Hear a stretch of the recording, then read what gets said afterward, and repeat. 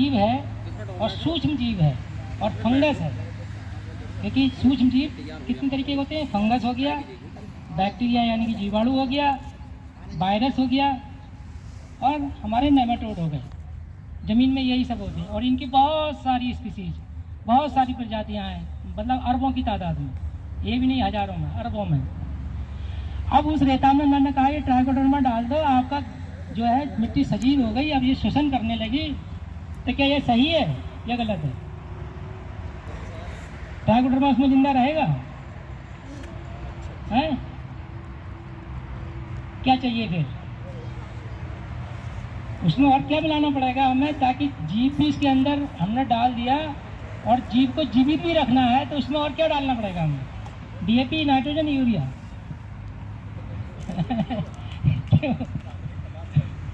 क्या चाहिए? कार्बनिक पदार्थ। जितना भी सड़ा गला मटेरियल है आपका, गोबर हो गया या ये कुड़ी की खाद हो गई, जितना भी ये फसलों के अवशेष हो गए, जितना भी सड़ा गला मटेरियल है, ये उसमें आपको मिलाना पड़ेगा, तब जाकर के वो उसमें सूक्ष्म जीव जीवित रहेंगे। और आप अभी इस मिट्टी को खोदें, 6 इंच के नीचे पिलाटा निकलेगा, यानी पीली निकलेगी। 6 इंच मिट्टी खोदेंगे आप, उसके नीचे आपको पीली मिट्टी मिलेगी। तो इसका मतलब क्या हुआ? 6 इंच के नीचे आपके सूक्ष्म जीव नहीं है। तो सूक्ष्म जीव का भोजन है कार्बन। और मैं बता दूं, पूरे हिंदुस्तान में सिवाय पहाड़ों की मिट्टियों को छोड़कर पूरे हिंदुस्तान में 1% से ज़्यादा कार्बन कहीं नहीं है। कुछ वृंदावन के जंगल छोड़ दो, 1% कार्बन नहीं है। हाल ये हो गया है हमारी मिट्टियों का।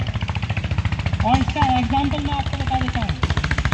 जो जंगली जानवर गोबर कर देते ना खेतों में, आज से 20-30 साल पहले अगर वो आज शाम को करके गया ना, तो सुबह तक गोबर का नामो निशान नहीं रहता था।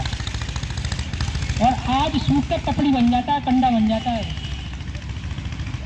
और ये देख लेना अपने खेत में, आपको खेत में पता चल जाएगा मेरे खेत में सूक्ष्म जीवों का स्टेटस क्या है। अगर कोई कंडा बन रहा है तो मतलब आपके खेत में सूक्ष्म जीव नहीं है। तो आपको ज़रूरत है क्या? देसी खाद डालने की। और ये जो हमने अब तक पढ़ाई की है एग्रीकल्चर में, खेती भी करता रहा हूँ क्योंकि किसानी करिए घर पे, और उसके साथ जो साथ के साथ पढ़ाई की है, जिस ज़मीन का ऑर्गेनिक कार्बन 2% कर दो, उस ज़मीन में ना तो नाइट्रोजन डालने की ज़रूरत है, ना पोटाश डालने की ज़रूरत है, ना कोई भी कोई भी फर्टिलाइज़र डालने की ज़रूरत नहीं है, और ना कोई आपकी बीमारी लगेगी। 2% जिस ज़मीन का, जैसे ऑस्ट्रेलिया के अंदर ज़मीनें हैं उनका 4% तक ऑर्गेनिक कार्बन है, यानी कि उनकी मिट्टी को जला भी सकते हो, मिट्टी को जला सकते हो आप, इतना कार्बन है उसके अंदर। मग सॉइल कहलाती है। अब हमारे यहाँ जो मैंने अब तक जो सैंपल किए हैं, मैं DCM श्रीराम में रहा था, 40,000 सैंपल तो मैंने किए हैं 4 लैबों में मिला करके, और जो उसका एवरेज आया है 0.3% ऑर्गेनिक कार्बन। ये हाल है हमारी मिट्टियों का, 0.3%, कुछ भी नहीं है। और हम उम्मीद कर रहे हैं कि हम DAP और NPK डाल करके अपनी फसल पैदा कर लेंगे, नहीं हो सकता। आज आप एक, और ये भी स्टडी हुई है कि जहाँ 1 किलो अनाज पैदा करने के लिए 700 ग्राम फर्टिलाइज़र की ज़रूरत पड़ती थी, आज 1 किलो अनाज पैदा करने के लिए 1.5 किलो फर्टिलाइज़र की ज़रूरत पड़ रही है। यानी कि अनाज की क्वांटिटी वही है और फर्टिलाइज़र की क्वांटिटी जस्ट डबल हो गई। और यही हाल रहा तो आने वाले 20-30 सालों में 3 किलो फर्टिलाइज़र चाहिए होगा 1 किलो अनाज पैदा करने के लिए, क्योंकि मिट्टी सपोर्ट ही नहीं करेगी आपको। आप तो फिर क्या करोगे? हाइड्रोपोनिक और एरोपोनिक खेती करोगे, वो तो एक माध्यम हो गया मिट्टी। तो जैसे मैंने बताया ना कि हवा में भी कर सकते हो लटका करके, और पानी पे भी कर सकते हो, तो वो हवा और पानी की तरह मिट्टी काम करेगी। फिर मिट्टी वो जीवित नहीं है, फिर तो आप फर्टिलाइजर से फसल पैदा करोगे, समझ गए? अगर मिट्टी को जीवित रखना है आपको और आपने जेब का पैसा बचाना है, तो आप अभी से ही ऑर्गेनिक खादों का इस्तेमाल, मैं ये नहीं कर रहा हूँ कि आप यूरिया DAP डालना बंद कर दो, क्योंकि इंटीग्रेटेड अप्रोच बताई गई है। वैज्ञानिकों ने क्या कहा है?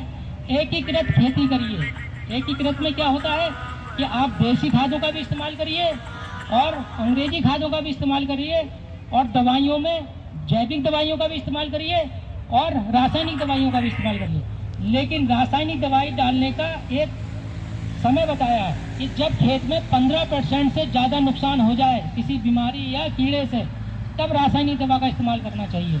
उससे पहले रासायनिक दवा का इस्तेमाल ना करें, ठीक है।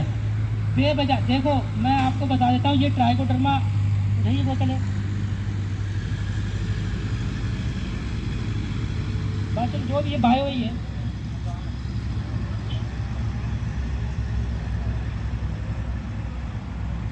ये क्यों बनाने की जरूरत पड़ रही है बताइए? ये सब क्या है? ये सब जमीन में आपके मौजूद रहता है। ये कोई आर्टिफिशियली नहीं बनाया है, ये जमीन से निकाला है। क्या करते हैं कि जगह जाके जमीन की मिट्टी के सैंपल लाए और उसको पानी में घोला। पानी में घोलने के बाद में उसको एक मीडिया होता है, उस मीडिया पे सेलेक्टिव मीडिया होता है, उस मीडिया पे उसको पोर किया और उसको बीओडी में रख दिया।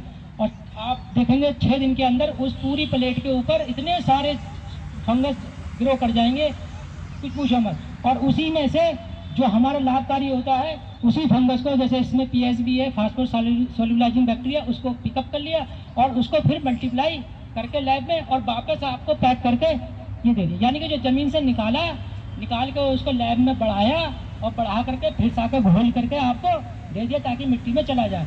तो कर क्या रहे हैं हम? एक तो हम अपना मार रहे हैं, ज़मीन में तो मार रहे हैं जहर डाल करके, और फिर उसको निकाल कर हम लैब में बढ़ा रहे हैं और लैब में से लाकर फिर ज़मीन में डाल रहे हैं। कितने मज़े की बात है।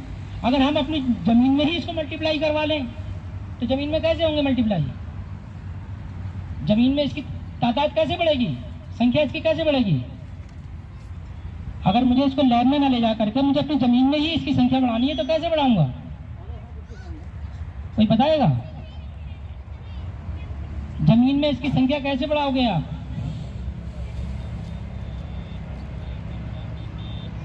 ज़मीन में आपको बेसिक खाद डालनी पड़ेगी, इनकी संख्या अपने आप बढ़ जाएगी। क्योंकि इसका भोजन क्या है?